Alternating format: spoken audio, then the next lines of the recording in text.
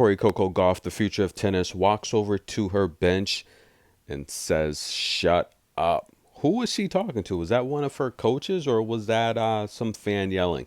Now, before she said that, I heard someone say something in regards to what she needs to do or something along the lines of that. And she responded with, "Shut up." Now, listen, that's her impersonation of Elena Rybakina. We've seen her tell her coach to shut up several times. We've seen Sabalenka literally tell her coaches to leave and shut up.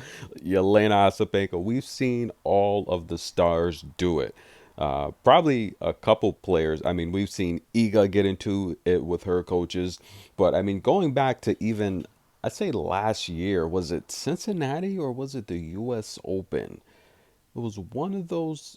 Might have been the U.S. Open because Coco. I mean, she was challenged. I think it was Cincinnati. I think it was Cincinnati. It was one of those tournaments, either Cincinnati or the U.S. Open, where Coco's her camp with when Rebus was there.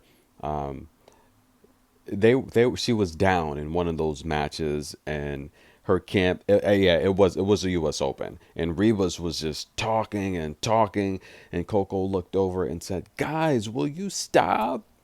And what I would like to do, I would like to see Coco show a little bit more discipline and mental toughness because it looks to me, in my opinion, watching Coco play, I don't see a lot of coaching from her camp during these matches. Whereas you take a look at Elena Rybakina, when she's down and she needs answers, and this is why I say Elena's got the best coach on tour.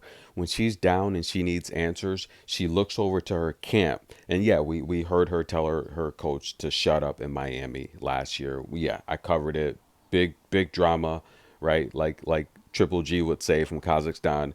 Big drama match. Big drama match, right? You gotta love big drama match.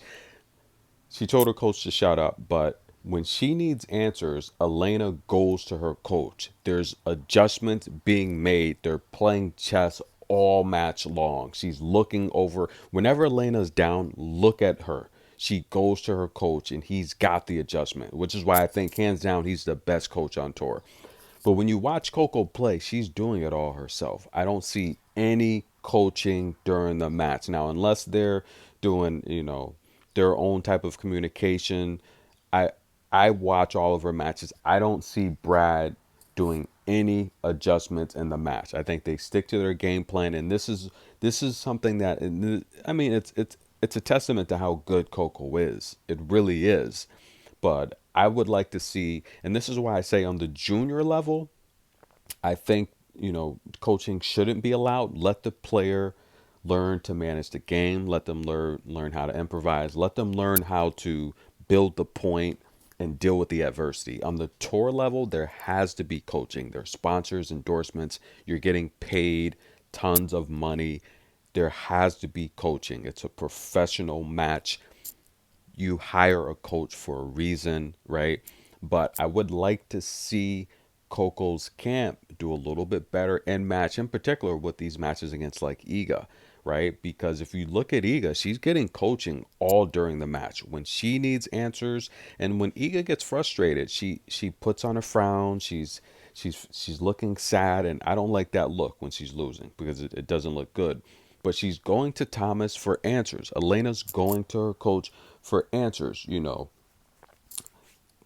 Pegula, when she was with David, always going to him for answers. I don't see the end match coaching with Coco. That's something that it doesn't happen. Now, could she possibly be better and more open to feedback and receptive? Possibly. Because again, we go back to the US Open where they were Rebus and Brad. And Brad was a lot more vocal then. But Coco looked over and said, "Guys, will you stop?"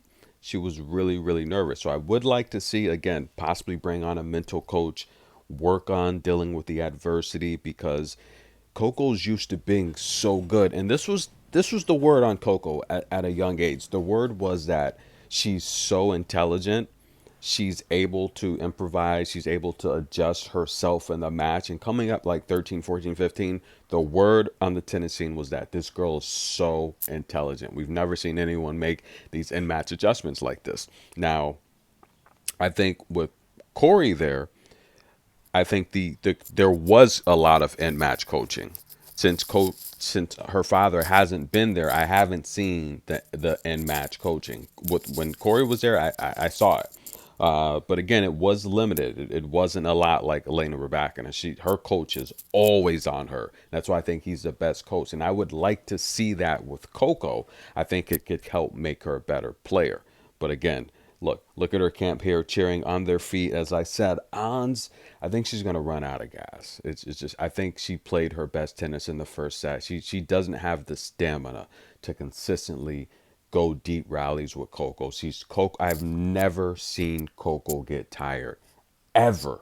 Her stamina is crazy. I've seen Iga get tired every match. She's holding players up, and this is why I've always said Coco's the future of tennis. Not only because she's the most marketable player. Oh, speaking of Corey, he's at the match. Corey, hey, thanks for joining us. He walks the track, so I'm glad he's actually watching the match. That's Corey, so that's Coco's dad. So I'm glad he's back. Now listen, look how tired Ons is. I'm telling you, it's just she doesn't have the stamina to go three long, grueling sets with Coco. Now I knew Ons would cover the spread. That was the numeric lock.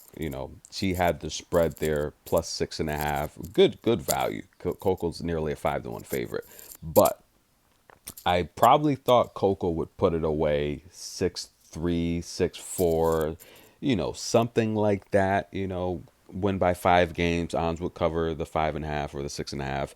But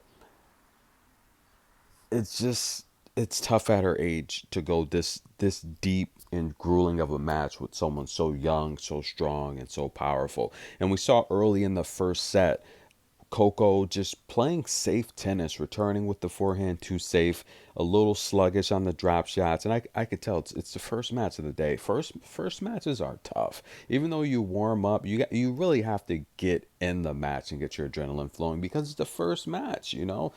As a player, you're not up. You don't want to be up too early. You want to have enough balance between getting prepared, getting your nutrients in, and being able to warm up efficiently. But I've been in a lot of tournaments. Those first matches, it takes a set or so to warm up, and we saw that here. And Coco Gauff standing on business, ladies and gentlemen. She has now literally won 11 of the last 15 points. Now back to her bench, eating some fresh fruit, and we have an upset alert. Nah, just kidding. Coco's back, guys. She's headed to the semifinal. She punches the first spot into the semifinal. Would it be Iga or Marquetta? If Marquetta beats Iga, you better put Coco's name on that trophy. Tennis in a minute. We'll be back.